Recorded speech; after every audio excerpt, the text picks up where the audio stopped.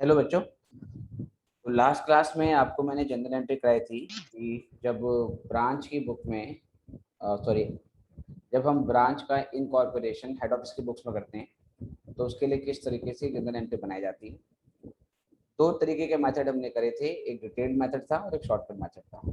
Right. General entry हमने समझ ली है और आज की क्लास में इसके ऊपर मुझे क्वेश्चन करवाने और एक क्वेश्चन करवाने के बाद इस चैप्टर को फिनिश करेंगे। फिर उसके बाद हम एनपीओ स्टार्ट कर देंगे। तो एक 2 मिनट वेट करेंगे। मैं अपनी बुक में से क्वेश्चन इसका आपके ऊपर कराता हूँ। एक दूसरा पेज आपसे मैं शेयर कर रहा हूँ। राइट। तो मैंने जो अकाउंट्स की बुक आपको प्रोवाइड करी है इसमें एक क्वेश्चन इसके ऊपर है।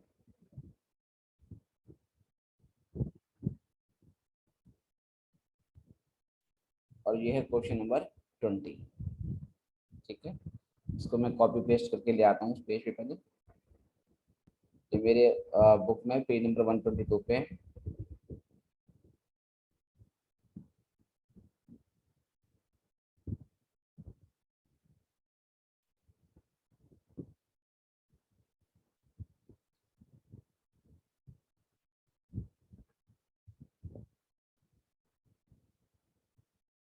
चलिए यहाँ पेस्ट करता हूँ मैं इसको।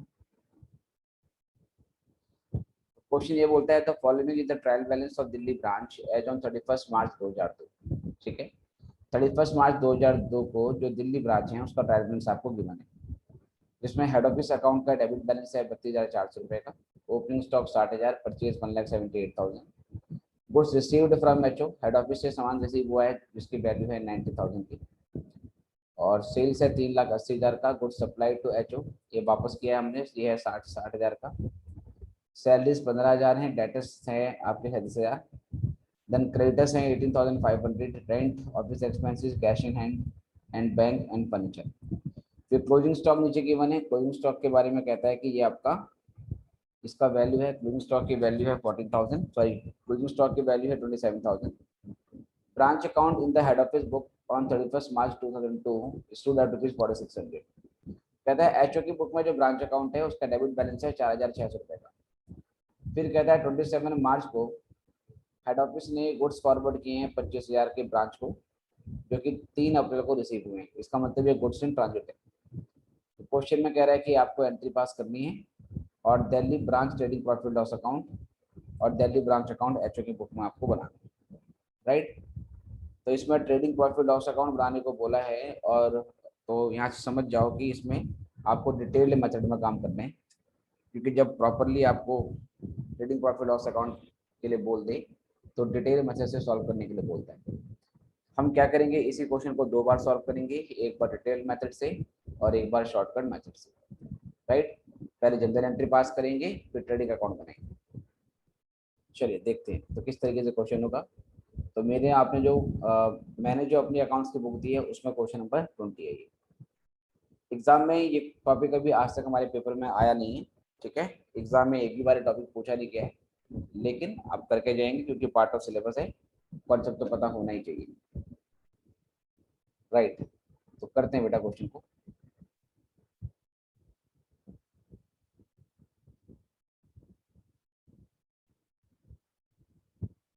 थोड़ा सा बड़ा कर देते हैं।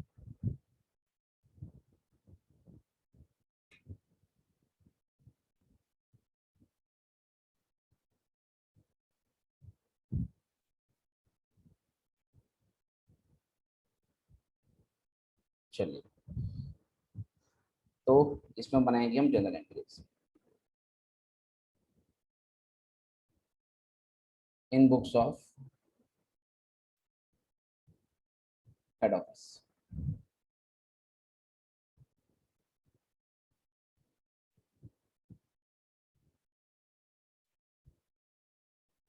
General entries. ठीक है जी। तो साल के एंड में सारी की सारी एंट्री 31/3/2002 में होगी। सभी एंट्रियां 31/3/2002 में करेंगे। तो सबसे पहले हम वो आइटम लेते हैं बेटा, पहली एंट्री जो होती है जो ब्रांच ट्रेडिंग अकाउंट की डेबिट साइड में आता है। तो उसकी हमारी जो एंट्री होती है पहली वो होती है branch trading account debit to branch account. तो वो सारे आइटम जो ट्रेडिंग अकाउंट के डेबिट साइड में आएंगे उन सबको जोड़ के लिख देते हैं। स्टॉक आएगा, इसमें परचेज आएगा, गुड्स रिसीव्ड फ्रॉम एचओ आएगा, राइट। ये सारे आइटम हमारे ट्रेडिंग अकाउंट के डेबिट साइड में आते हैं। और इसके अलावा हमारे पास गुड्स सप्लाई टू एचओ, ये माइनस करके ले सकते हैं, या से क्रेडिट साइड में भी दिखा सकते हैं। तो चलो गुड्स सप्लाई टू एचओ ले लेते हैं और इसको नेगेटिव आइटम लेंगे। इसको मानना पड़ेगा परचेज रिटर्न, तो माइनस करना पड़ेगा आपको। सैलरीज, डेटर, क्रेडिटर, इसके अलावा और कुछ इसमें नहीं आता। तो जोड़ दो कितना है। एक केस का 60,000 हो गया, देन 178, देन 90,000 और देन माइनस 60,000। ये पूरी फिगर यहाँ पे जोड़ लेंगे। तो प्लस 60 से माइनस 60 तो बेटा कैंसिल हो जाएगा। तो 178 में 90 जोड़ देंगे तो 268 आ गई, 268 आ गई, ठीक है। For items related to debit side of branch trading account,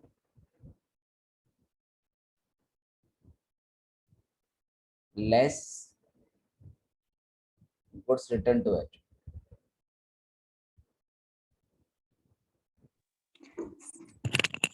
sir narration में क्या लिखे सर, वो फर्स्ट क्या था आइटम के पहले? For items, for items related to, for items related to debit side of branch trading account less goods return to head office, ठीक है। ये गुड्स रिटर्न लिखो बस, क्योंकि ये तो बेसिकली एचओ की बुक में बन रहे हैं। तो एचओ अपनी बुक में हेड ऑफिस तो लिखेगा नहीं, being goods return by branch लिख दो, being goods return by branch, less goods return by branch. चलो जी, ये इसकी एंट्री है। उसके बाद बेटा वो आइटम ढूंढेंगे दूसरी एंट्री के लिए। ये पहली एंट्री थी हमारी स्टेट पे। अब दूसरी एंट्री वो होगी जो ब्रांच ट्रेडिंग अकाउंट के क्रेडिट साइड में आती है। तो मुझे बताइए, ट्रेडिंग अकाउंट के क्रेडिट साइड में आने वाले कौन कौन से आइटम? Sales, closing stock. ठीक है, एक सेल्स है 3,80,000 का और क्लोजिंग स्टॉक है 27,000 का। इसके अलावा और कुछ तो नहीं है हमारे पास, ठीक है। और उसके बाद करते हैं इसकी एंट्री। तो यहाँ से हमारे पास आएगा 3,80,000 में जोड़ देंगे 27,000 और 3,80,000 में 27 को ऐड कर देंगे तो ये बन जाएगा कितना, 4,07,000। तो ये एंट्री होगी branch account debit to branch trading account. ये आ गया 3,80,000 और 27,000, that is 4,07,000। Being items related to credit side of branch trading account, ठीक है जी। अब बेटा इन दोनों के डिफरेंस से आपको प्रॉफिट, आपको ग्रॉस प्रॉफिट या ग्रॉस लॉस निकालना पड़ेगा। तो आप देख सकते हैं कि जो ट्रेडिंग अकाउंट है इससे क्रेडिट साइड ज्यादा है और डेबिट साइड कम है। तो यहाँ से जो डिफरेंस आ रहा है वो हमारा ग्रॉस प्रॉफिट आ रहा है। जो ग्रॉस प्रॉफिट है वो ट्रांसफर होगा profit in loss account. Entry बनेगी ब्रांच ट्रेडिंग अकाउंट डेबिट तो branch profit and loss account. तो 4,07,000 और 6,00,000 और 2,68,000 इसका डिफरेंस निकालेंगे। तो अगर 407 में से माइनस करते हैं 268 तो कितना आता है? 407 माइनस 268 तो ये आता है 1,39,000। राइट, 1,39,000। तो लिखेंगे being transfer of gross profit.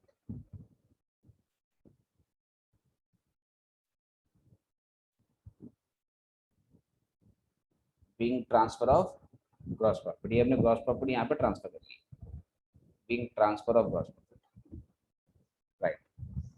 उसके बाद वो आइटम देखेंगे जो ब्रांच प्रॉफिट लॉस अकाउंट के डेबिट साइड में आते हैं। तो इसमें if you can check one item is salary, other item is rent and then office expenses.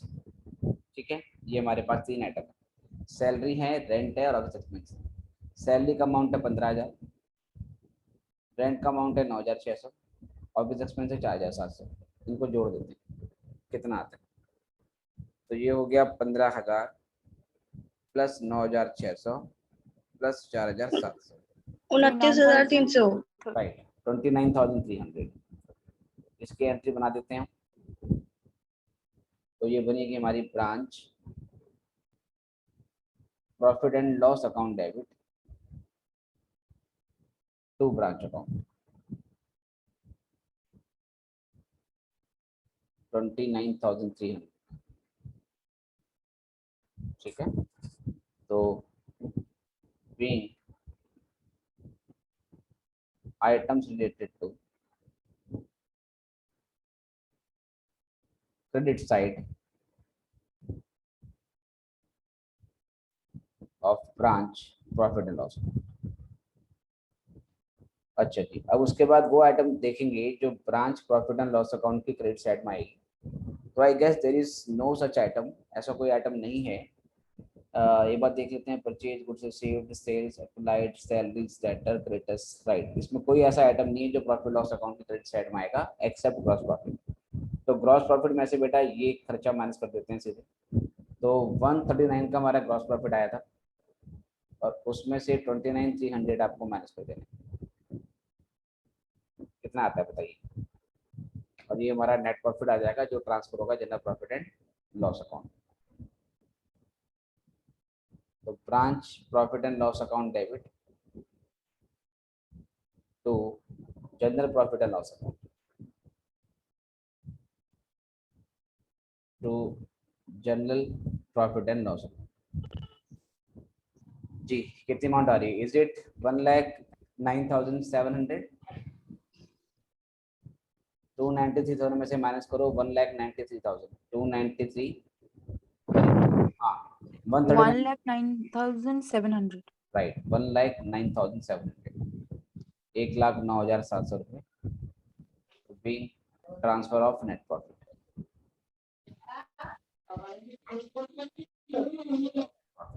तो ये नेट प्रॉफिट को ट्रांसफर करने की एंट्री हो गई।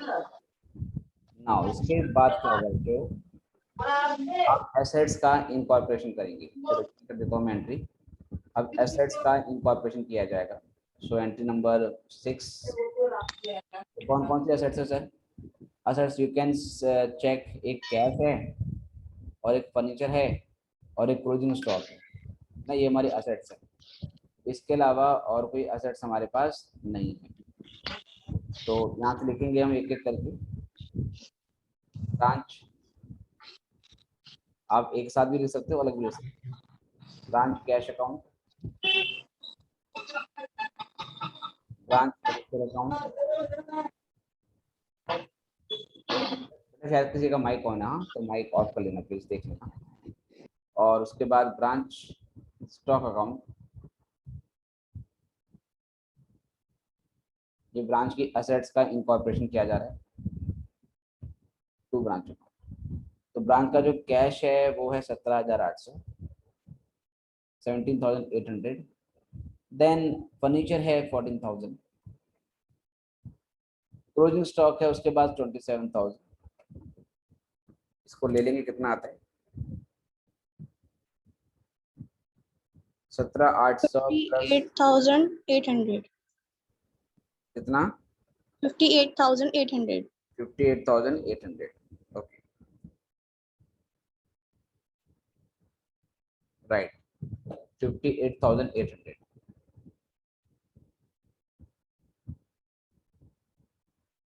being branch assets incorporated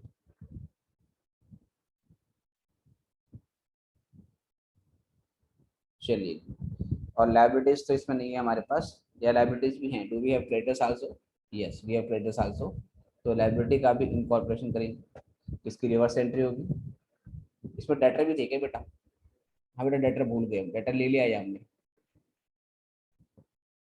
नहीं डेटर छोड़ दिया था बेटा, डेटर भी लेना पड़ेगा। डेटर भी जोड़ो 37,000, राइट। तो ये अमाउंट बढ़ जाएगी 58,800 में बेटा। आप इसमें ब्रांच डेटर भी डेबिट करना पड़ेगा, branch date.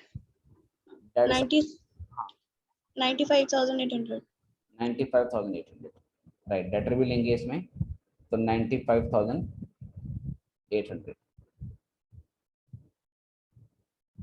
Right. It would be 95,800। जी सर, तो डेटर भी ले लिए और cash in hand furniture stock भी ले लिया। अब क्रेडिटर्स को इनकॉर्पोरेट करेंगे। इसकी रिवर्स एंट्री होगी branch account debit to branch creditors account.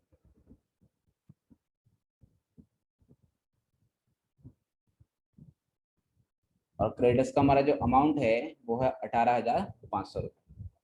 तो क्रेडिटर्स का भी इनकॉर्पोरेशन कर दिया 18,500 being branch liabilities incorporated.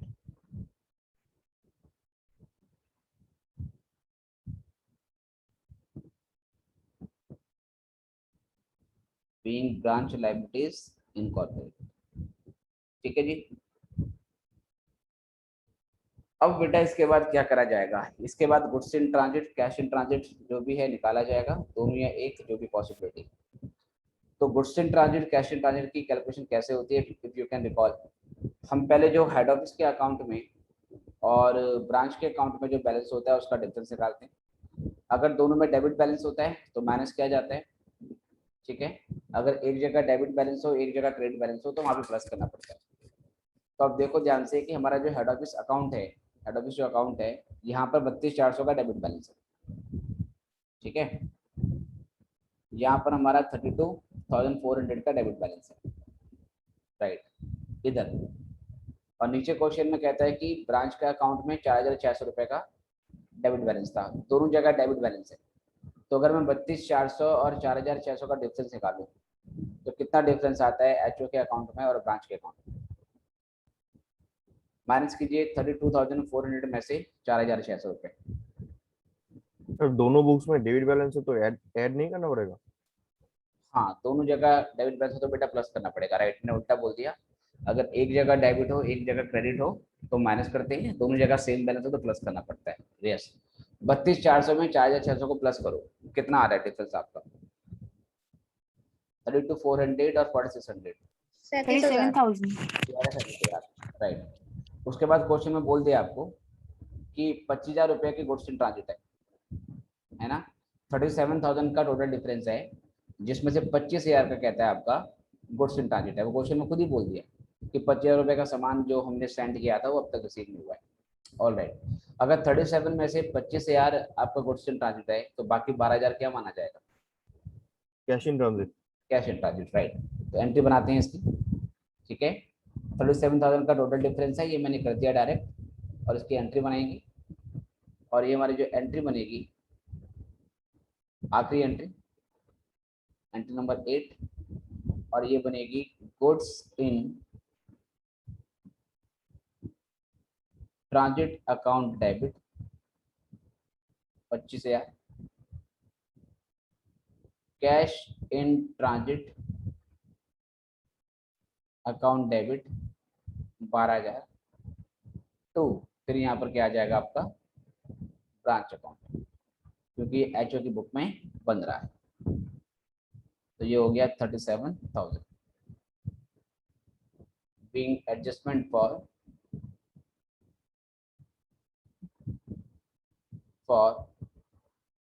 goods and cash in transit, ठीक है। ये गुड्स और कैश इन ट्रांजिट की एंट्री हमने यहाँ से बना दी। तो ये तो हो गई हमारी पूरी general entries.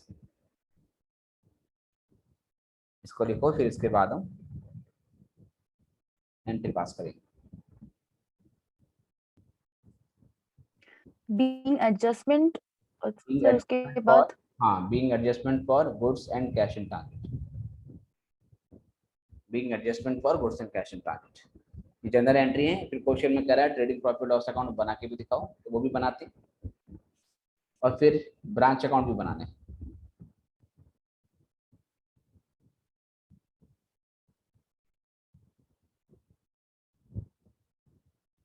Done sir. Okay चलो,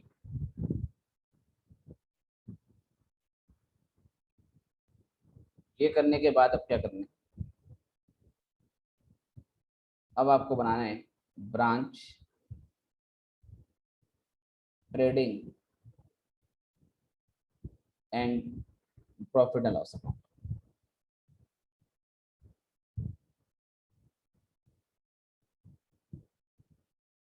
फॉर द ईयर एंडेड, शायद 31 मार्च, और ईयर क्या था, 2000, 2002। 31 मार्च 2002।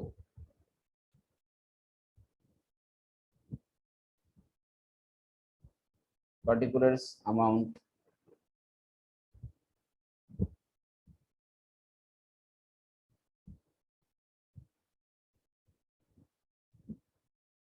चलिए, तो सबसे पहले वो आइटम लेंगे जो ब्रांच के ट्रेडिंग अकाउंट के डेबिट साइड में आते हैं। तो इसमें आपको एक ओपनिंग स्टॉक दिया था, उसकी वैल्यू डालेंगे, एक परचेजेस दिए थे, एक गुड्स रिसीव्ड फ्रॉम एचओ दिया था, जिसमें से लेस करेंगे गुड्स सप्लाई टू एचओ, जो वापस कर दिए थे हम।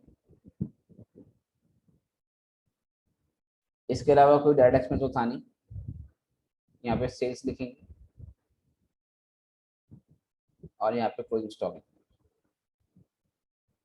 ये करने के बाद फिर यहाँ से हमारा ग्रॉस प्रॉफिट आ गया। इनकी अमाउंट देख लेते हैं कितनी कितनी थी।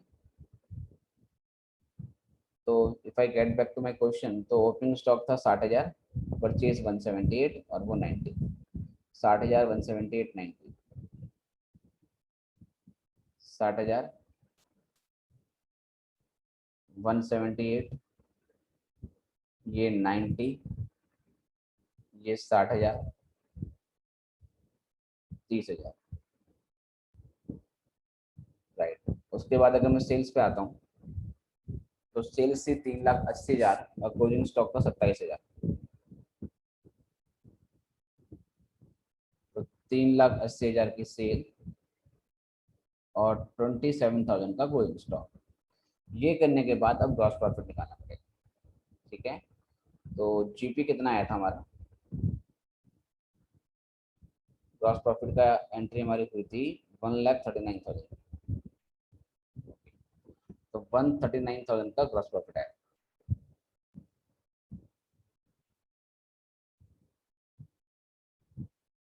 टोटल हो गया 4,07,000 बाय ग्रॉस प्रॉफिट 139। इसके बाद वो आइटम जो कि हम डेबिट करेंगे ब्रांच प्रॉफिट लॉस अकाउंट के डेबिट साइड में। इसमें कौन कौन से आइटम थे, इसमें सैलरी है, रेंट है और ऑफिस एक्सपेंसेस है, जिसका अमाउंट है 15,000, 9,600 और 4,700। ठीक है, सैलरी, रेंट और ऑफिस एक्सपेंस। तो सैलरी 15,000, रेंट 9,600 और ऑफिस एक्सपेंस 4,700। ठीक है, ये करने के बाद अब यहाँ से हमारा नेट प्रॉफिट आएगा। To net profit transfer to general profit and loss account. To net profit transfer to general profit and loss account.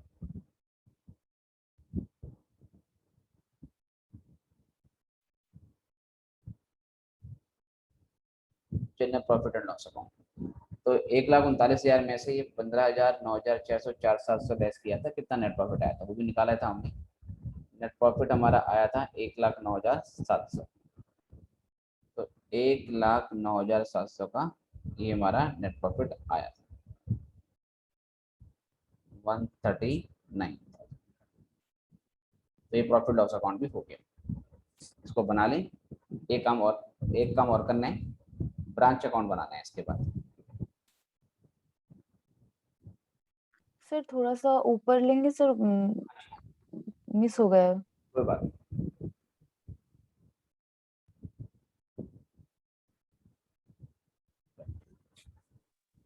Yes sir, yes sir. ठीक है, लो आराम से लो।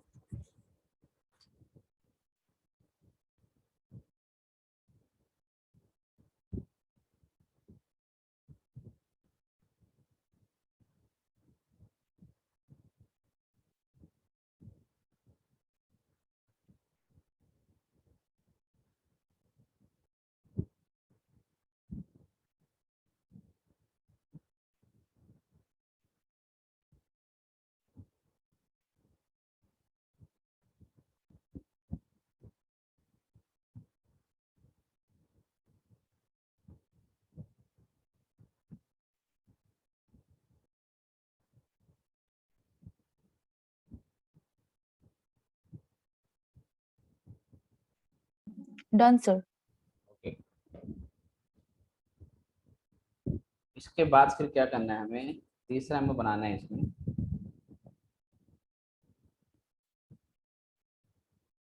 तीसरा हमें इसमें जो बनाना है वो बनाना है Delhi branch account. Delhi branch ही है ना, क्या नाम है इसका, देख लेते हैं। एक मिनट, उल्टा जा रहा है, अरे right। तो ये हमारे पास दिल्ली ब्रांच, दिल्ली ब्रांच, तो एचओ की बुक में ही एक दिल्ली ब्रांच अकाउंट हमें बनाना है।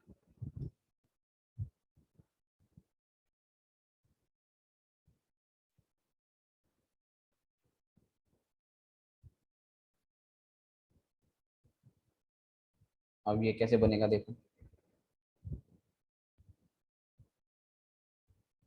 सबसे पहले इसका ओपनिंग बैलेंस आएगा, और क्वेश्चन में बता रखा है हमें कि दिल्ली ब्रांच में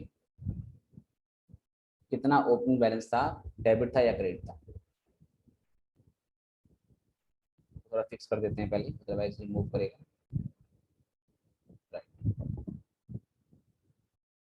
तो if I get back to question, इसमें ये बोला हुआ था कि ब्रांच अकाउंट जो कि हेड ऑफिस की बुक में था उसका 4,600 का डेबिट बैलेंस था। तो मैं यहाँ 4,600 का डेबिट बैलेंस डाल देता हूँ। तो टू बैलेंस ब्रॉट डाउन 4,600, ठीक है, डिफरेंस आ गया। इसके बाद हमें जनरल एंट्री बनाइए, और जहाँ जहाँ ब्रांच अकाउंट का नाम आया जनरल एंट्री में उसके हिसाब से एंट्री बनाएंगे। For example if I take entry number 1, इसमें मेरा ब्रांच अकाउंट बेटा क्रेडिट हो रहा है ना, ब्रांच अकाउंट क्रेडिट हो रहा है। तो ब्रांच अकाउंट की क्रेडिट साइड में एंट्री आएगी, नाम आएगा बाय ब्रांच ट्रेडिंग अकाउंट, क्योंकि ब्रांच अकाउंट क्रेडिट हो रहा है तो ब्रांच अकाउंट की क्रेडिट साइड अमाउंट है 2,68,000, राइट। तो मैंने यहाँ पे लिखा बाय ब्रांच ट्रेडिंग अकाउंट, और 2,68,000 का अमाउंट डाल दो। चलो अगली एंट्री, उसके बाद अगली एंट्री में ब्रांच अकाउंट डेबिट हो रहा है, तो ब्रांच अकाउंट के डेबिट में एंट्री होगी और नाम आएगा to branch trading account, simple ledger posting जो हम छोटी क्लासेस में करते हैं। तो आइए आते हैं इसमें। तो यहाँ पर लिखेंगे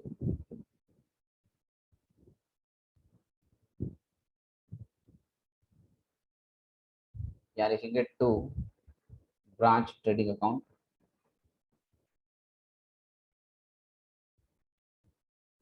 4,07,000। चलिए तीसरी एंट्री में branch trading branch profit loss, तो ब्रांच अकाउंट का नाम नहीं आ रहा, तीसरी एंट्री की पोस्टिंग नहीं होगी। चौथी एंट्री में फिर से ब्रांच अकाउंट आपका क्रेडिट हो गया, तो ब्रांच अकाउंट की क्रेडिट साइड में आएगा 29,300 प्रॉफिट लॉस के नाम से। तो by branch profit and loss account 29,300, okay. Then entry number 5, पांचवी एंट्री में ब्रांच अकाउंट का नाम नहीं है तो उसकी पोस्टिंग नहीं होगी, ठीक है, ब्रांच अकाउंट के नाम से एंट्री नहीं हुई। सिक्स एंट्री मैंने ऊपर करी थी, और सिक्स एंट्री में मैंने एसेट्स को इनकॉर्पोरेट किया था जिसमें ब्रांच अकाउंट हमारा क्रेडिट हुआ था लेकिन ये अलग अलग कैश से, फर्नीचर से, स्टॉक से, डेटा से, तो 4 बार लिख देते हैं। तो यहाँ पर हम लिखेंगे by branch cash account, by branch furniture account, branch furniture account, by branch stock account, ये क्लोजिंग स्टॉक था which I remember it was 27,000, और ब्रांच डेटर अकाउंट था, इनका अमाउंट चेक कर लेते हैं। तो ये कितना कितना था जी, ये था 17,800 और 14,000 और फिर 37,000, 17,800, 14,000 और 37,000। चलिए 17,800, 14,000 और 37,000। ठीक है, ये हो गई एसेट्स की एंट्री। फिर उसके बाद अगली एंट्री में ब्रांच अकाउंट का फिर से नाम आ रहा है, जिसमें क्रेडिटर्स को हमने लिया था। तो ब्रांच अकाउंट की डेबिट साइड में टू ब्रांच क्रेडिटर्स के नाम से 18,500, राइट। तो टू ब्रांच क्रेडिटर्स 18,500, 18,500। और फिर इसके बाद फाइनल एंट्री जो हमने करी है उसमें ब्रांच अकाउंट क्रेडिट हो रहा है। तो ब्रांच अकाउंट क्रेडिट हुआ है गुड्स इन ट्रांजिट 25,000 से, कैश इन ट्रांजिट 12,000 से। चलिए ये करने के बाद bye goods in transit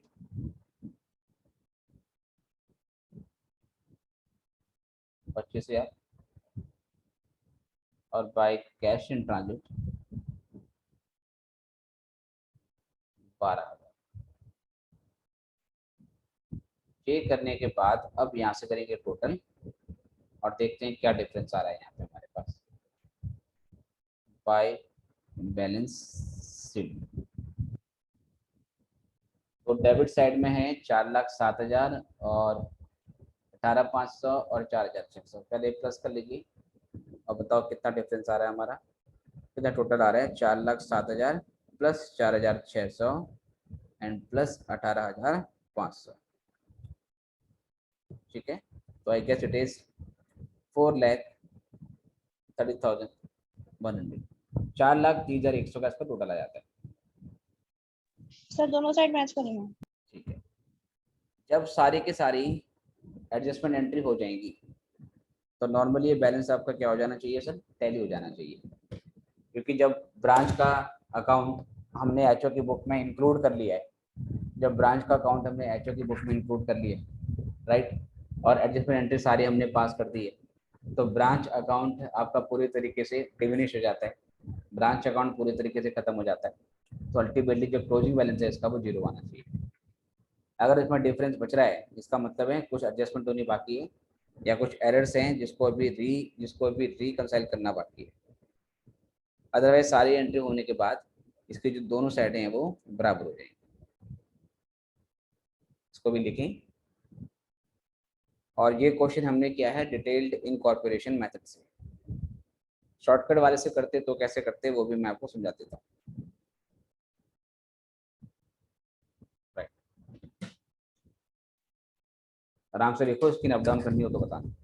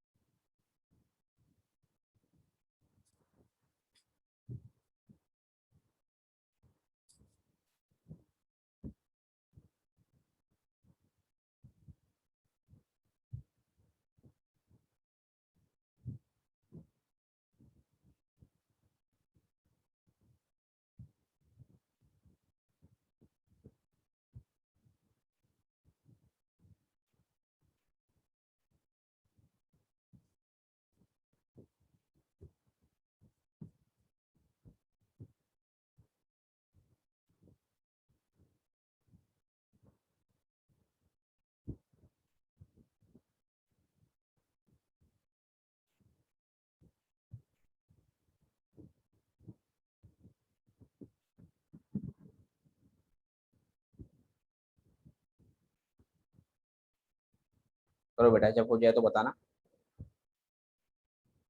Done, sir.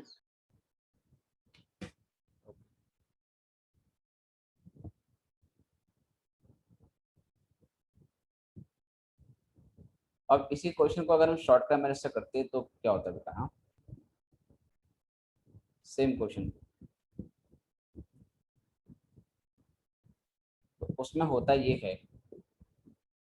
कि अगर एवरेज मेथड से करते, इससे पहले जो किया था मैंने वो किया था डिटेल्ड मेथड से, अगर एवरेज मेथड से करते, एवरेज वाले में ये ट्रेडिंग अकाउंट हम रफली बनाते हैं, है ना, रफली बनाते हैं, मेन सॉल्यूशन का पार्ट नहीं होता, और वहां से ये देख लेते हैं कि भाई हमारा नेट प्रॉफिट कितना आ रहा है। तो नेट प्रॉफिट हमारा जो आया था वो 1,09,700 आया था। ओके, तो सीधे इसकी एंट्री बनती है, सीधे इसकी एंट्री बनती है।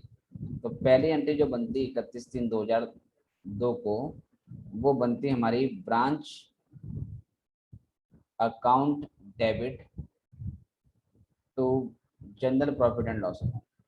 सिंपल, कोई ट्रेडिंग अकाउंट ही बनता है इसमें, कोई प्रॉफिट लॉस अकाउंट, सॉरी, कोई ट्रेडिंग अकाउंट की एंट्री नहीं पास होती, कोई प्रॉफिट लॉस की एंट्री पास नहीं होती। रफली ट्रेडिंग प्रॉफिट लॉस अकाउंट बनाते, रफली का मतलब मेमोरेंडम बेसिस पे बनाते, और मेमोरेंडम बेसिस पे बनाने के बाद वहां से नेट प्रॉफिट निकालते, जो कि कितना आया है, 1,09,700 आया है, राइट। इसकी सीधी एंट्री बनाते,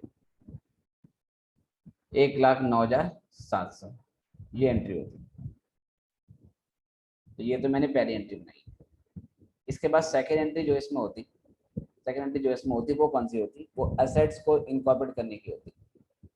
तो वो एंट्री थी मेरी एंट्री नंबर 6, ये सेम होती, 6 एंट्री सेम होती, और 7th एंट्री भी सेम होती, 8th एंट्री भी सेम होती, ठीक है। 6, 7, 8 सेम होती है। तो मैं लिख नहीं रहा, समय बचाने के लिए मैं लिख रहा हूँ कि सेकेंड 6 की तरह हो जाती, थर्ड वाली 7th की तरह होती जो हमने पीछे करी, और फोर्थ वाली जो है वो 8th की तरह हो जाती। ये 3 तो होती होती बस। ये करने के बाद फिर हमें बनाना क्या होता, ये करने के बाद फिर हमें बेसिकली डेली ब्रांच अकाउंट बनाना होता। वो भी कैसे बनता है वो भी देख लेते हैं, अगर एवरेज वाला मेथड चलता है तो। डेली ब्रांच अकाउंट, ठीक है, वो ध्यान रखना 4 एंट्री होती है बस। एक नेट प्रॉफिट की, दूसरा असेट्स को इनकॉर्पोरेट करने की, लायबिलिटी को इनकॉर्पोरेट करने की, और गुड्स इन ट्रांजिट और कैश इन ट्रांजिट की एंट्री होती है। बस ये 4 एंट्री करनी होती है एवरेज मेथड में। डेली ब्रांच अकाउंट कैसे बनाते हैं, इसमें ओपनिंग बैलेंस तो आता ही, ओपनिंग बैलेंस तो आता ही, जो कि 4,600 का था। फिर जो नेट प्रॉफिट आया है उसकी एंट्री बनती general profit and loss account के नाम से, क्योंकि हमने फर्स्ट एंट्री में ब्रांच अकाउंट को डेबिट किया है, तो 1,09,700 से इसकी एंट्री डाल देते ब्रांच अकाउंट के डेबिट में। असेट्स वाली एंट्री सेम होती, इसमें क्या क्या था, by branch cash, branch furniture,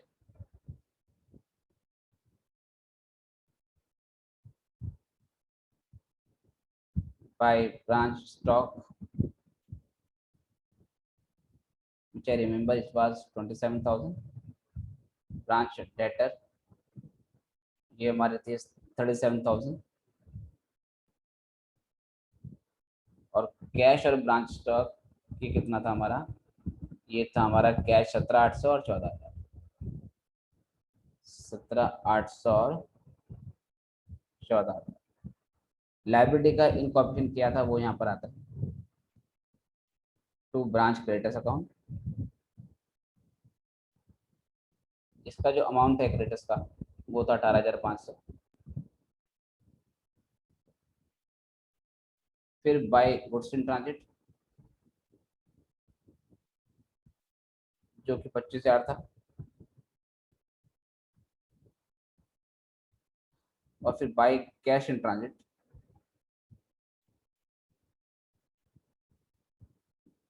वो 12,000।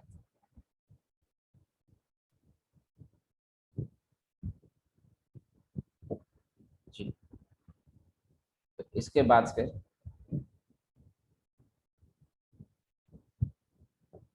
4,600, 1,09,718, कुछ कर लो टोटल, और ये मैच करना चाहिए लाइक, पर टोटल का अमाउंट अलग आएगा। तो ये डेबिट साइड जो आ रही है 1,32,800 आ रही है, and same should be the amount of credit side.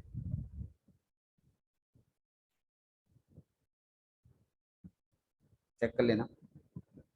Sir match हो रहा है। राइट, तो 132,800, ठीक है। तो सेकंड वाले में ये ट्रेडिंग प्रॉफिट लॉस अकाउंट रफली बनाना पड़ता है वर्किंग नोट में। आप मेमोरेंडम बेसिस पे लिखते, हेडिंग डालते memorandum branch trading and profit loss account, same ऐसे बनता है जैसे ट्रेडिंग प्रॉफिट लॉस बनाया हमने, बस मेमोरेंडम शब्द डाल देते इसके आगे, ठीक है। इसके आगे बस यहाँ पर आपको मेमोरेंडम ऐड करना पड़ता है इधर पे, बाकी सेम ऐसे बनता। और फिर नेट प्रॉफिट से एंट्री बनती, असेट्स इनकॉर्पोरेट करते, लायबिलिटी को भी इनकॉर्पोरेट करते, then goods in transit, cash in transit की एंट्री डालनी है, और फिर रिटेल हो जाएगा। इसे भी नोट करें, इसकी नोट डाउन करनी है, तो बताइए।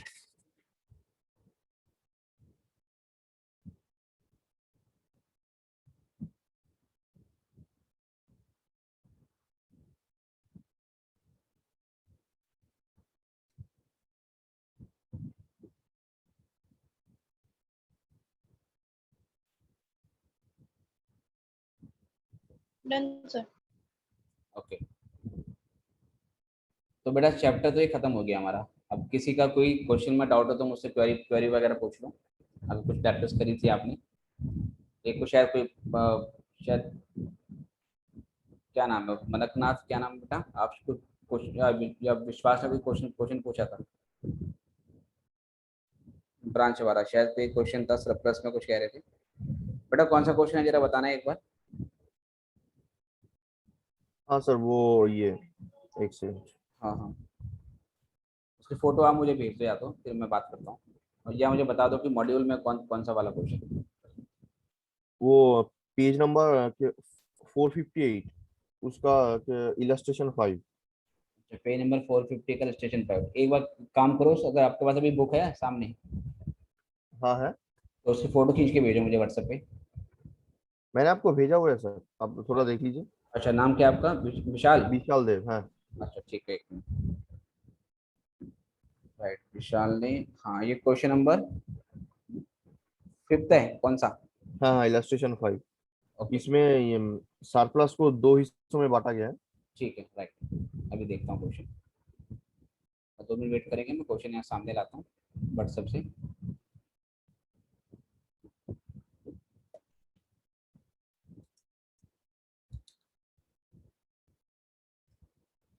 इसके अलावा मेरी जो अकाउंट्स की बुक है उससे भी कुछ क्वेश्चन करने हैं आपको, तो वो भी मैं आपको सबको बता दूंगा कि ये होमवर्क में ये क्वेश्चन है।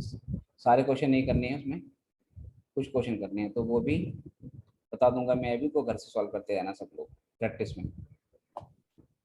बच्चे तो जितना सेम में बुक में है, और हम पास एग्जाम में जो क्वेश्चन आ रखे हैं बेसिकली, राइट, वो भी हमने कर ही लिए। तो अगर हम स्कैनर ही कर लें तो वो भी वैसे काफ़ी रहता है, और मॉड्यूल काफ़ी रहता है, तो फिर भी कुछ क्वेश्चन और कर लेना। राइट, एक पेज जीएस का और एक पेज और है शायद, तो हम वेट करेंगे।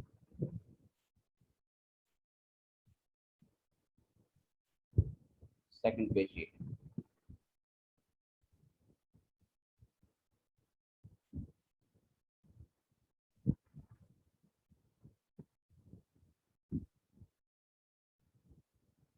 जी। तो क्वेश्चन क्या था ये, White Limited with their head office at Calcutta invoice books to their branch at 20% assessment list price, ठीक है, cost plus 20% with instruction that cash sales are made in invoice price, credit sale at list price. अच्छा, इसमें पहले ये था जैसे, तो you can check कि इसमें लिस्ट प्राइस से कम था और ये कॉस्ट प्लस 20% था, तो पहले कॉस्ट को आपने 100 माना होगा, ठीक है। उसके बाद फिर इसमें 100% प्लस किया होगा, तो सही हो जाएगा। तो यहाँ से जो हमारा लिस्ट प्राइस है वो 200 आया होगा, फिर इसमें से लेस किया होगा अपने 20%, 40, तो यहाँ से जो इनवॉइस प्राइस है आपका ये 160 आ गया होगा, ठीक है, राइट। अब क्या होगा, हमें बोला हुआ है कि जो क्रेडिट सेल है ना वो हमें लिस्ट प्राइस पे करनी है। तो क्रेडिट सेल पे हमें सरप्लस होगा, surplus on credit sale. Invoice price 160 का है, लेकिन क्रेडिट सेल 200 पे ही करी जाएगी। इनवॉइस प्राइस 160 का है पर क्रेडिट सेल 200 पे होगी, तो हमें क्रेडिट सेल पे 40 का क्या होगा, सरप्लस Surplus. होगा। अगर 40 का सरप्लस है तो मैं सरप्लस अपना डायरेक्टली निकाल सकता हूँ, राइट। तो मेरी जो क्रेडिट सेल इसमें गिवन है वो ये है 20,000।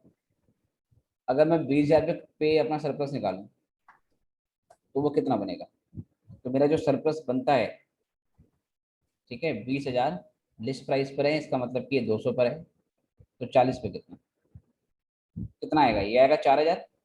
Yes sir. तो ये मैंने 4,000 का सरप्लस निकाला। लेकिन उसके बाद भी जब हम ब्रांच स्टॉक अकाउंट बनाएंगे, इसमें इसकी एंट्री डाल देंगे, इसकी एंट्री डाल देंगे, ये भी डाल दिया, ये भी डाल दिया, ये भी डाल दिया, ये भी डाल दिया और ये भी डाल दिया, इसके बाद भी यहाँ पर 120 का डिफरेंस आ रहा है। अगर ये 120 का डिफरेंस आए, अब इस 120 के डिफरेंस को एबनॉर्मल गेन मान लिया जाएगा,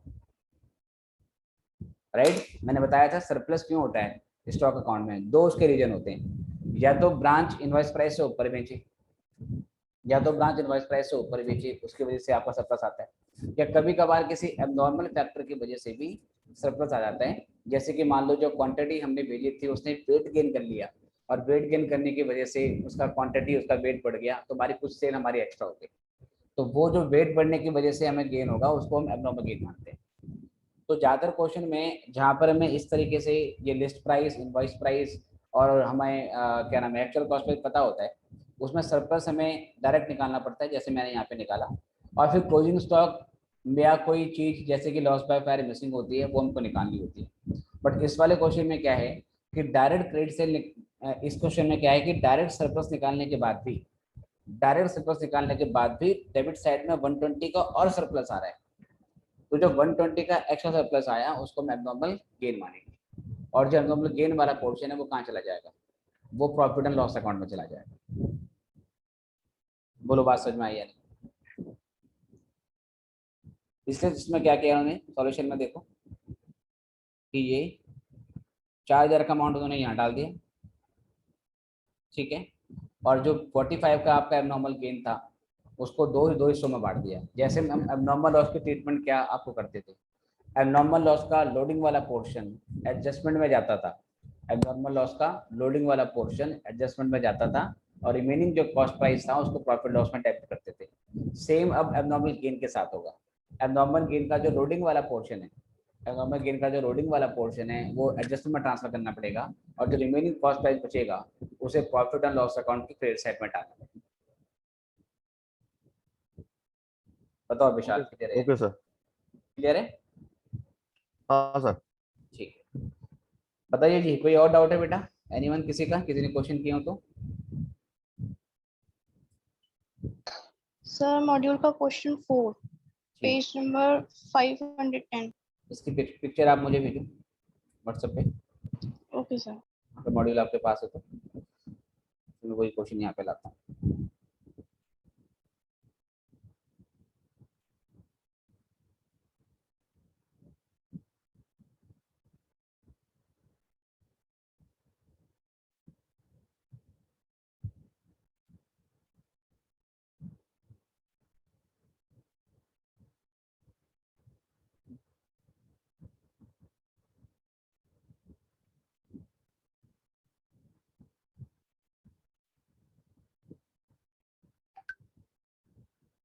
राइट,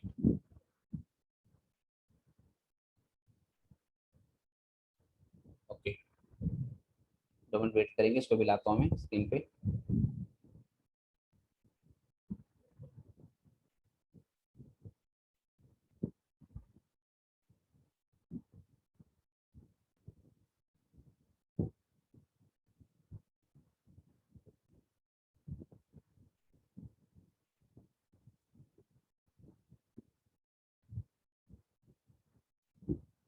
ओके, तो ये क्वेश्चन है इस रूट के मॉड्यूल का, पेज नंबर कौन सा बेटा इसका? 510। पेज नंबर 510 पे। तो क्वेश्चन में कहता है head office in Calcutta has a branch in Ahmedabad to which goods are invoice at cost price, ठीक है, गुड्स कॉस्ट पर ट्रांसफर हो रहे हैं, इसका मतलब लोडिंग वाला पंगा ही नहीं। The following are the transaction between the head office and the branch. कहता है write up the ledger account the books of head office recording button. ठीक है, आपको कह रहे हैं एचओ की बुक में आपको क्या बनाने, लेजर बनाने। अब बेटा इसमें जो आपके मेथड लगेंगे वो आपको याद होगा कि 4 तरीके के मेथड होते हैं। पहला data method, stock and data method, trading account method, wholesale branch method. Stock and data method तो हम तभी लगाते हैं, ठीक है, जब हमें इनवॉइस वाला पंगा होता है, तो इसमें स्टॉक डेटा तुम लगा नहीं सकते। अब ये सर इसमें हाँ एक ये क्वेश्चन था कि जो बुक में सॉल्यूशन है हाँ, उसमें जो स्टॉक ब्रांच स्टॉक अकाउंट बना रखा है, अच्छा उसमें जो है वो कॉस्ट प्राइस पे रिकॉर्ड कर रखा है, इनवॉइस प्राइस पे नहीं रिकॉर्ड कर रखा है। ठीक है, क्योंकि इसमें लोडिंग का पंगा ही नहीं है, क्योंकि लोडिंग का पंगा ही नहीं, इससे हम इसमें क्या कर सकते हैं कि इनवॉइस प्राइस पे तो बना नहीं सकते। और ब्रांच स्टॉक अकाउंट इसमें बनाया क्यों है, या तो जो क्लोजिंग स्टॉक है वो हमें क्वेश्चन में मिसिंग होगा। अगर क्लोजिंग स्टॉक मिसिंग होगा तो फिर उसको निकालने के लिए आप ब्रांच स्टॉक अकाउंट बना सकते हो, अदरवाइज स्टॉक अकाउंट की कोई जरूरत नहीं है। आप सीधे जो डेटर वाला मेथड होता है वो वाला आप इसमें लगा दो, उससे क्वेश्चन आपका हो जाएगा। एक बार जरा हाँ एक बार जरा मुझे इसका जो क्या नाम है सॉल्यूशन वाला पेज भी भेजो। Okay sir. हाँ वो भी भेजो मुझे।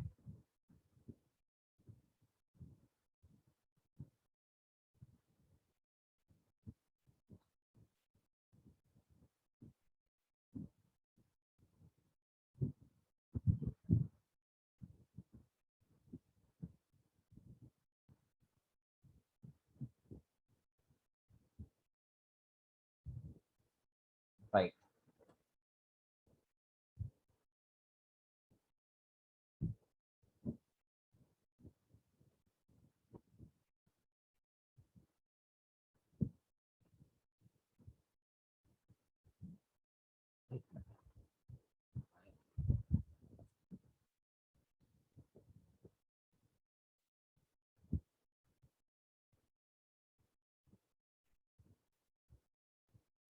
ठीक है। इसमें क्या क्या उन्होंने ब्रांच का स्टॉक अकाउंट बनाया है, यहाँ से कोई मिसिंग वैल्यू निकली है या ये अकाउंट सिर्फ आपका टैली हो गया।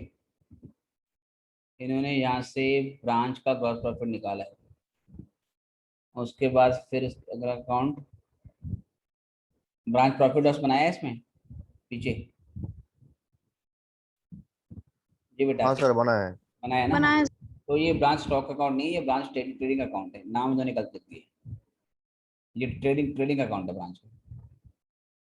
ठीक है, ट्रेडिंग अकाउंट बना दिया इन्होंने यहाँ पर। आप तो ट्रेडिंग सर अकाउंट, इसमें हाँ बताओ। फाइनल अकाउंट मेथड लगाया। हाँ इसमें उन्होंने इसको फाइनल अकाउंट में सॉल्व किया। जो क्रेडिट सेल है वो मिसिंग थी, तो क्रेडिट सेल यहाँ से निकाली, डेटर अकाउंट से क्रेडिट सेल निकाली है यहाँ। ठीक है, आप इसको क्या कहते हैं, फर्स्ट जो मेथड है डेटा मेथड, वहां से भी करना चाहो तो उससे भी आपका आंसर हो जाएगा। All right. Okay sir. Sir एक क्वेश्चन और था। हाँ बताओ। सर क्वेश्चन नंबर 5 था, उसमें ठीक स्टॉक रिजर्व अकाउंट समझना था मुझे। ठीक है, पिक्चर भेजो। स्टॉक रिजर्व का पहले मैं आपको बेसिक अकाउंट बता देता हूँ। Okay sir. देखो बेटा, स्टॉक रिजर्व अकाउंट अगर बनाना हो पेपर एग्जाम में तो कैसे बनाते हैं, इसका बेसिक इस तरीके का फॉर्मेट होता है, पर्टिकुलर अमाउंट। तो सबसे पहले बताओ जो स्टॉक रिजर्व बेटा वो होता क्या है, क्या होता है बेटा स्टॉक रिजर्व। ओपनिंग स्टॉक पे क्लोजिंग स्टॉक पे हम जो लोडिंग निकालते हैं, है ना, ओपनिंग स्टॉक पर क्लोजिंग यस स्टॉक सर। पे हम जो लोडिंग निकालते हैं उसको स्टॉक रिजर्व बोलते हैं। तो ये स्टॉक रिजर्व बेटा किस किस तरीके से इसको रिकॉर्ड किया जाता है, कैसे करते हैं इसको।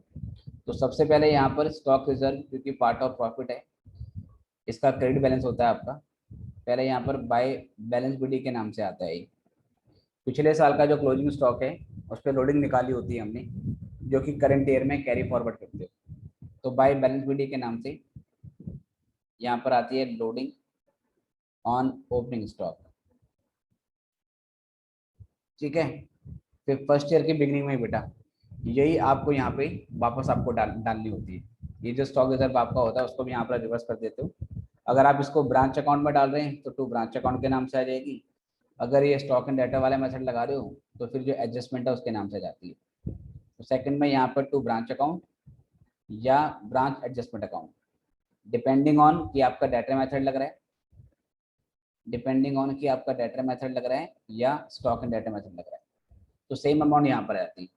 सपोज ओपनिंग स्टॉक पर एक हजार की लोडिंग है, 1000 यहीं पर आएगा, 1000 यहीं पर आ जाएगा, खत्म हो जाएगा। फिर उसके बाद क्या होगा बेटा, जो क्लोजिंग स्टॉक है उसकी लोडिंग आप यहाँ पे डालोगे, किस नाम से? अगर डाटा मेथड है तो ब्रांच अकाउंट के नाम से, स्टॉक एंड डाटा मेथड है तो ब्रांच एडजस्टमेंट के नाम से। अब मान लो क्लोजिंग स्टॉक पर,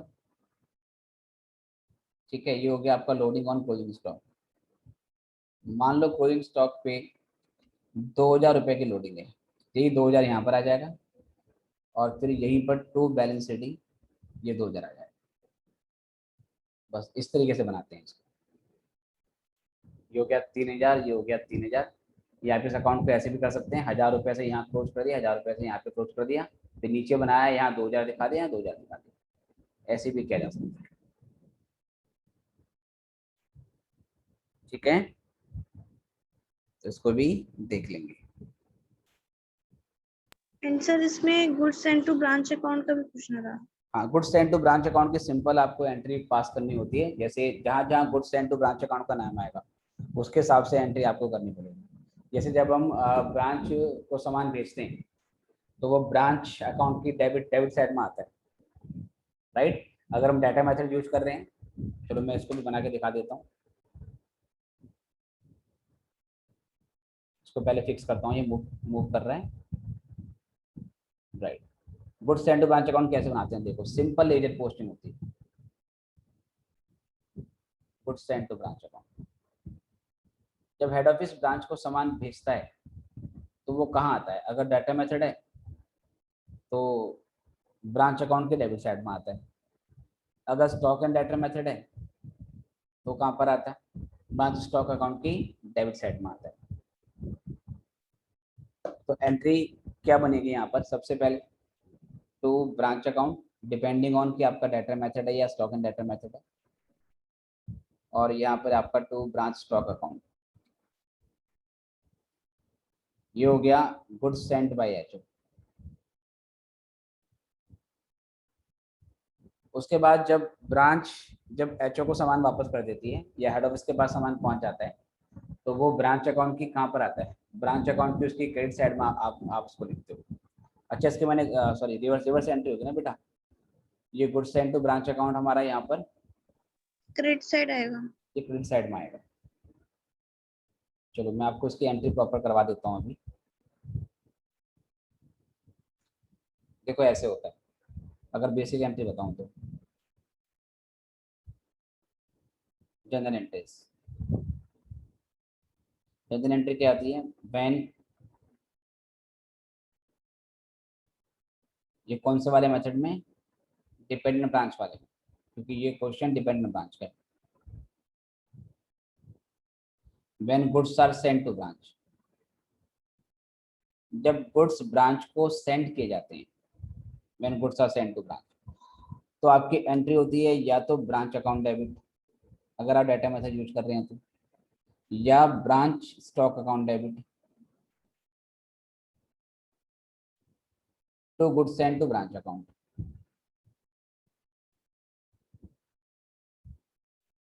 ठीक है जी, चलो जी।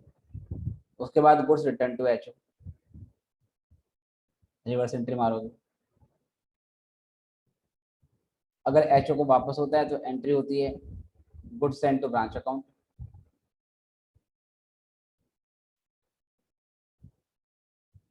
अगेन अगर डाटा मेथड है तो क्या लिखोगे? Branch account. स्टॉक एंड डाटा मेथड है तो ब्रांच स्टॉक अकाउंट। बस जो डिफरेंस आता है इस एंट्री का वो ब्रांच के ट्रेडिंग अकाउंट में ट्रांसफर कर दिया जाता है।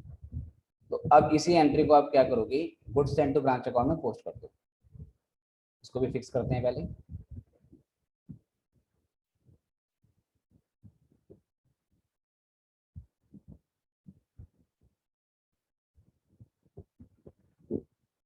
राइट, उसके बाद अब बनेगा यहाँ पर goods sent to branch account.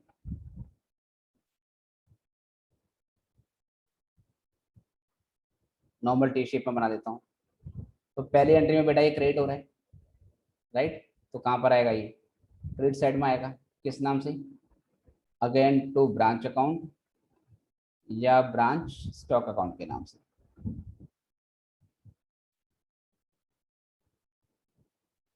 ये हो गया गुड्स सेंट बाय एचओ।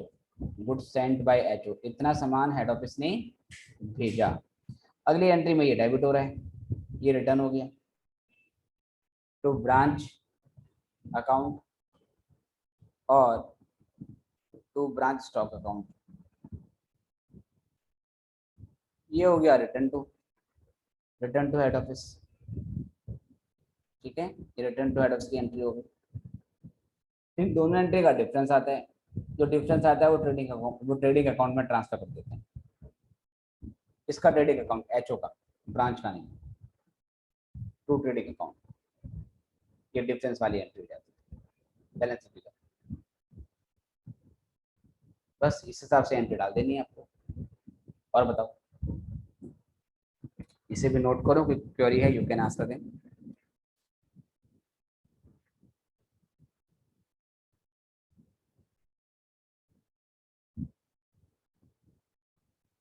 तो कभी कभार stock reserve account goods sent to branch account paper में पूछ लेता है, तो 3-4 नंबर का इसका वेटेज होता है, इसलिए ये भी आपको बनाना आना चाहिए। सर एक क्वेश्चन था, क्वेश्चन 1 पेज नंबर 1519। हाँ पिक्चर अभी भेजो। सेंड करते हो सर। हाँ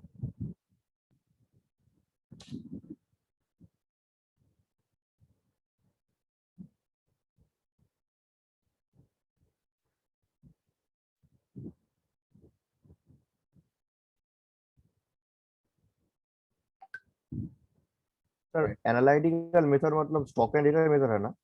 कौन सा वाला? हाँ हाँ right, stock and data. Next question भेजा है इन्होंने, इसको देखते हैं, वेट करेंगे, इसको भी स्क्रीन पे लेके आता हूँ। इसकी बेटा फोटो थोड़ा वैसे भेजना जैसे मतलब ये वैसे आ रखी है, मेरे पास टेढ़ी आ रखी है, इसको वर्टिकल में भेजो। ठीक है मानसी, इसी पिक्चर को वर्टिकल भेजो मुझे, फिर उसको चेंज करना पड़ेगा नहीं तो फॉर्मेट।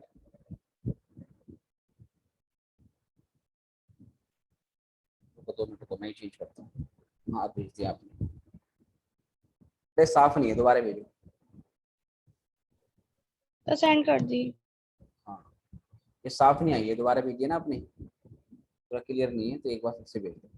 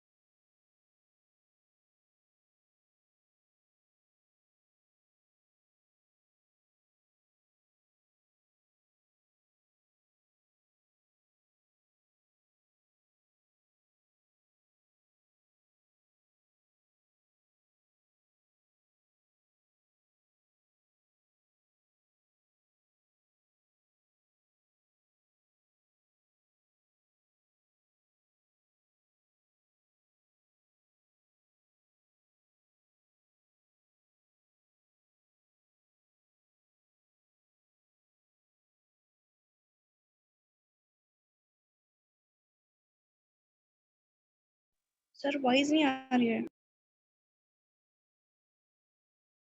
ओ सॉरी जी बेटा, आ रही है आवाज अब? Yes sir. राइट राइट, तो ये क्वेश्चन है, इसमें क्वेश्चन में कह रहा है कि आपको ब्रांच अकाउंट बनाना है। तो ब्रांच अकाउंट तो नॉर्मली हम डाटा मेथड से करते हैं, पर उसमें ओपनिंग बैलेंस में हमारे पास ओपनिंग स्टॉक के अलावा ओपनिंग डाटा, ओपनिंग कैश, ये सारी चीज़ें होनी चाहिए। इसमें आप देख रहे हैं कुछ भी नहीं, केवल ओपनिंग स्टॉक आपको दिया हुआ है। और कह रहा है क्लोजिंग स्टॉक हम फाइंड आउट नहीं कर पाए, तो क्वेश्चन कह रहा है कि आपको इसमें क्लोजिंग स्टॉक निकालना है। ओके, जब क्वेश्चन में आपको opening debtor, opening cash, opening petty cash, opening furniture कुछ भी ना दिया हो और ब्रांच अकाउंट बनाने को बोलता है, तो ये मान के चलो कि आपने उस क्वेश्चन को फिर ट्रेडिंग मेथड वाले से सॉल्व करना पड़ेगा, ब्रांच ट्रेडिंग प्रॉफिट लॉस से सॉल्व करना पड़ेगा या स्टॉक एंड डेटा से सॉल्व आपको करना पड़ेगा, राइट। इसमें क्योंकि हम डाटा मेथड लगाते हैं तो डाटा मेथड में हमें ओपनिंग बैलेंस में बहुत सारी जानकारी चाहिए, पर ना तो ओपनिंग डाटा है हमारे पास तो हम ये मानेंगे जो भी सेल हो रही है वो कैश में ही हो रही है, कोई असेट नहीं है हमारे पास तो हम ये मान लेंगे जो भी असेट्स है वो सारी हमने रेंट पे ली होगी, कोई भी हमारी अपनी नहीं है, ठीक है। ये एज्यूम करके हम ब्रांच अकाउंट बना सकते हैं, लेकिन उससे पहले क्योंकि मुझे क्लोजिंग स्टॉक नहीं दिया तो क्लोजिंग स्टॉक को बनाने के लिए मुझे ट्रेडिंग अकाउंट बनाना पड़ेगा। ट्रेडिंग अकाउंट में रफली बना रहा हूँ, मैं केवल अमाउंट लिखूंगा, आप लोग ध्यान से देखना है इसको। सबसे पहले 30,000 का अमाउंट यहाँ डेबिट साइड में आ जाएगा, गुड्स सेंड टू ब्रांच 90,000 यहाँ पे डेबिट आ जाएगा, सेल्स 1,20,000 की यहाँ पर आ जाएगी, ठीक है। और एक्सपेंसेस तो प्रॉफिट लॉस में जाएंगी, यहाँ से मुझे क्लोजिंग स्टॉक की वैल्यू निकालनी, ग्रॉस प्रॉफिट यहाँ से मैं डायरेक्टली निकालूंगा, या ध्यान से देखना कैसे।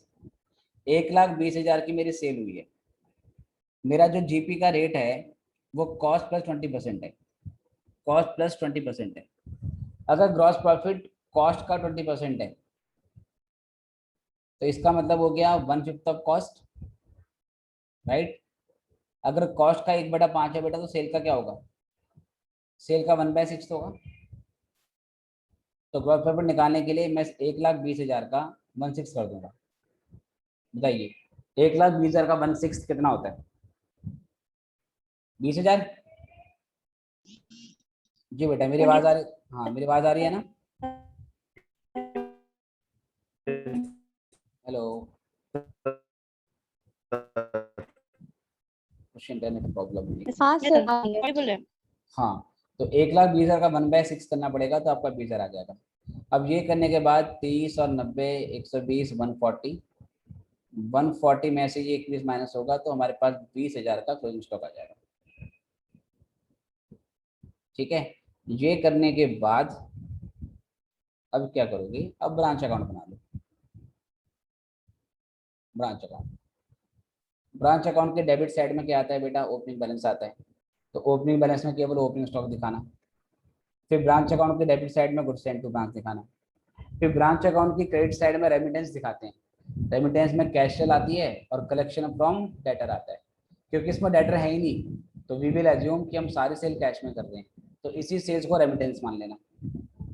फिर हेड ऑफिस कुछ खर्चों की पेमेंट करता है, कितना है सर, ये आपका 10,000 और 4,000 है, ये भी ब्रांच अकाउंट में डेबिट में डाल देना। फिर क्लोजिंग स्टॉक आपने निकाला, ये क्लोजिंग स्टॉक भी क्या करोगे, ब्रांच अकाउंट की क्रेडिट साइड में डाल देना, 20,000 आ जाएगा। आगे क्वेश्चन में कहता है कि ब्रांच का जो मैनेजर है उसको 5% का कमीशन देना है on the net profit before charging such commission, तो क्या करोगे, ब्रांच अकाउंट में जब ये आपने आइटम डाले, आपने 30,000 डाला, 90,000 डाला, रेमिटेंस 1,20,000 की डाल दी, एक्सपेंसिस 10,000 और 4,000 के डाल दी, ठीक है ब्रांच अकाउंट में, और 20,000 का ये भी डाल दिया। अब यहाँ से आपको पहले प्रॉफिट निकालना है, आपको पता करना है कितने का प्रॉफिट या लॉस हो रहा है। तो 1,40,000 में से मैं अगर माइनस करूँ तो ये हो गया आपका 30 और 90 1 20 बचे 20,000, 20 में से 14 के बचे 6,000, 6,000 का आपका प्रॉफिट आ रहा है। इस 6,000 का आप निकाल दोगे 5%, तो 6,000 का अगर मैं 5% निकालूं तो 300 रुपये कमीशन आएगा मैनेजर का, ये भी आपको ब्रांच अकाउंट के डेबिट साइड में डालना पड़ेगा। फिर जो बचेगा 5,700 का आपको प्रॉफिट आ जाएगा जो किससे मैच हो रहा है, बताओ समझ में आया या नहीं सर। राइट बेटा, किसी बच्चे की और क्वेरी हो मुझसे पूछ सकते हो, कोई और क्वेश्चन है बेटा इसके अलावा। सर ये सेकंड सेकंड क्वेश्चन ये वाला है, इसी के नीचे एक मिनट, आवाज क्लियर नहीं आ रही मुझे, एक मिनट, इसमें पैटी कैश अकाउंट नहीं आ रहा था समझ। Yes sir. आवाज नहीं आ रही मुझे, हाँ बताइए इसमें कौन सा कह रहे हो क्वेश्चन में, सेकंड ये वाला, एक मिनट, हाँ एक minute. Yes sir.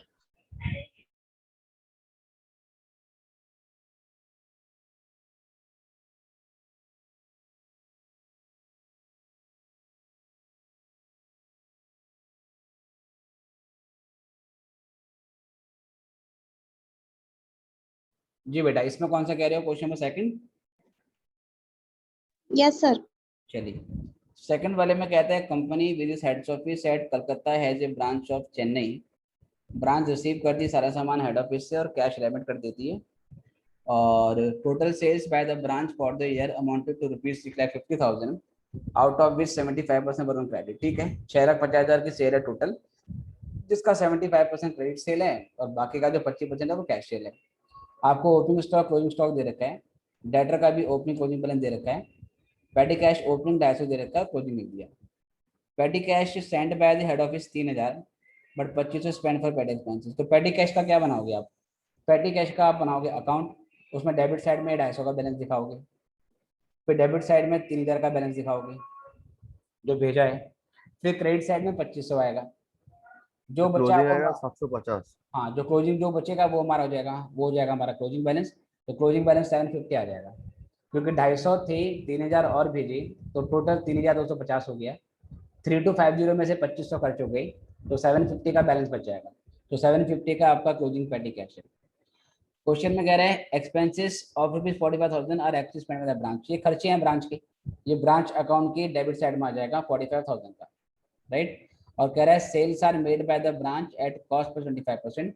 Branch cost plus 25% के सेल पे अपना प्रॉफिट कमाती है।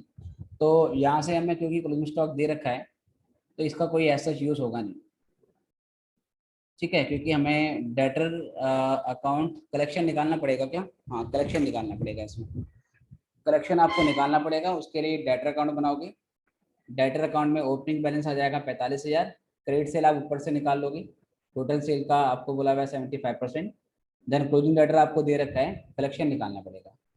इस लाइन का कोई यूज नहीं होगा बेटा, ठीक है, इसका कोई यूज नहीं होगा, क्योंकि सीधे डेटर मेथड में नेट नेट प्रॉफिट निकलता है और क्लोजिंग स्टॉक मिसिंग नहीं है, तो निकालने की जरूरत नहीं है। अगर कोई अबनॉर्मल लॉस हुआ भी होगा तो वो भी डाटा मेथड में आता ही नहीं है, इसलिए इसका कुछ नहीं करना, इसका सिंपल बनाओ बिल्कुल आप, वहां से आंसर आ जाएगा आपका।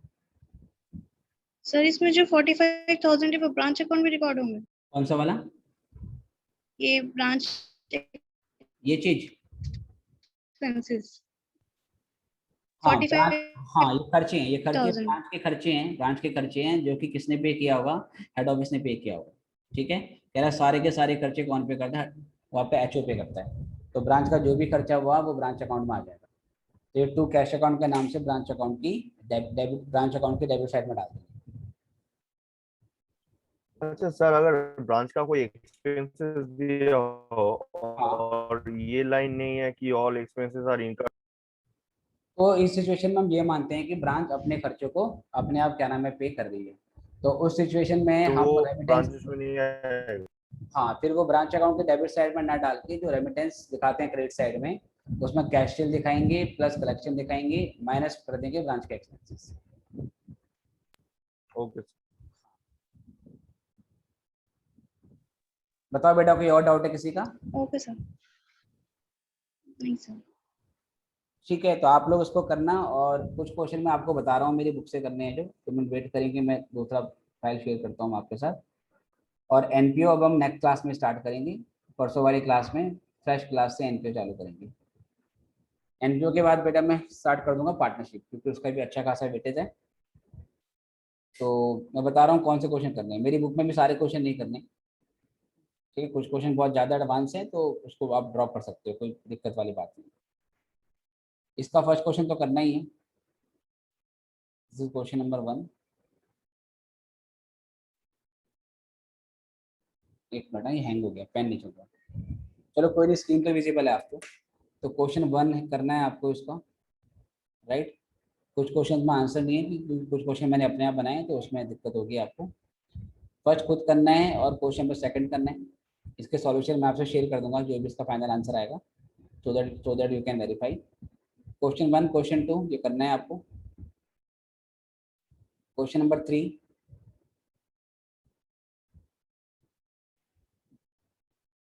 क्वेश्चन नंबर 4, इसके बाद 5 तो मैंने 5 भी है। Question number 4, question number 5, 1 to 5 सारे करने हैं, 6 भी करना है, राइट, 7 भी करना है, और 8 मत करना, 8 क्वेश्चन बेटा मैं कर रहा हूँ, डिलीट ये मत करना। 1 to 7 करना है, देन 9th करना है, उसके बाद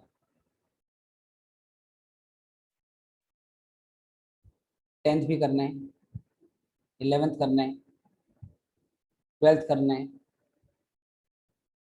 13th भी करना है। ये प्रैक्टिस के लिए धीरे धीरे करते रहना, ठीक है। इस डाउट क्लास के लिए सेपरेटली आपको टाइम वगैरह दिया जाएगा संडे को।